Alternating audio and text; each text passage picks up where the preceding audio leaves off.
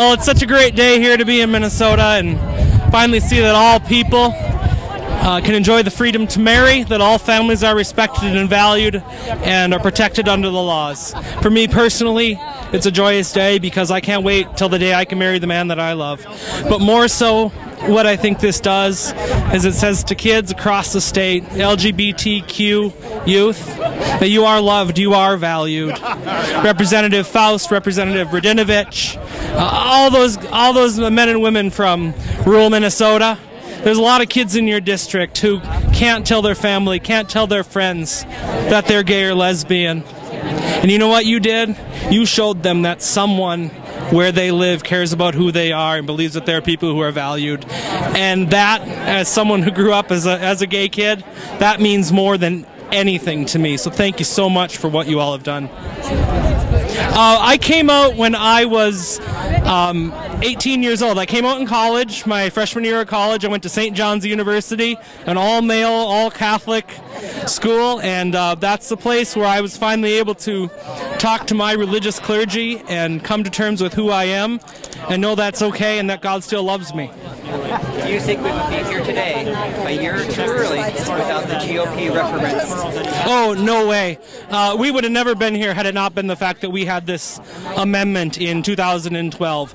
Across the state, the LGBT rights organizations often had their own issues they worked on, their own turf that they covered, and what that amendment did was it put us all at the same table and said, okay, what are our strengths and what do we need to do to defeat this? It grew the largest network of contacts that the LGBT community has had, not just of ourselves but of our allies. It put us into fundraising sources. It got us speaking with members of religious communities in ways that we never have. How big is your email list now? I believe by the end, Minnesotans United had a 60,000 person contact list. And that was in addition to everything that Outfront, Project 515, the DFL party, everything that we had already had, we were able to supplement that and have the largest collection of how we get in touch with gay people across the state. You have one more big task, though, and that's to try and bring the GOP along with you. And how do you address them? How do you bring them to today? Well, I think that bringing along the GOP is going to be about bringing along the younger GOPers. I myself used to be a member of the Republican Party. I helped run log cabin Republicans for several years, and I got to a point where I was so frustrated with the way that I was treated, the way that I was talked about at party functions, that I said, this isn't where I belong. Describe that more, the schizophrenia inside the GOP?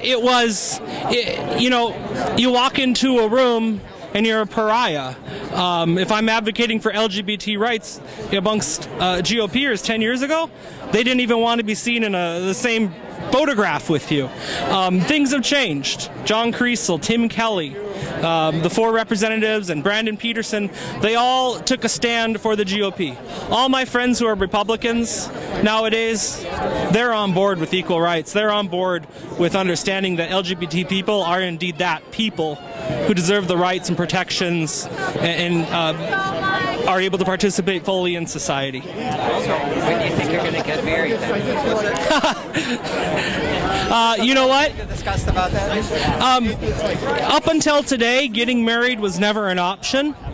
And while I know who I want to marry, and I believe that he wants to marry me, today's the day that the discussion begins about what it would mean for us if we were married, what that would look like. We wouldn't get married in a church, so what would our wedding look like? You know, who would we have involved? Bridesmaids, groomsmen, I mean, what would it look like? So that's the discussion that I think is going to start today for us, and hopefully soon. August 1st is going to be a big day in Minnesota. Yeah, it is. I'm thrilled. I'm actually a licensed ordained minister in the state, so I'm looking forward to going down to City Hall in Minneapolis and helping perform marriages on the first day they can happen.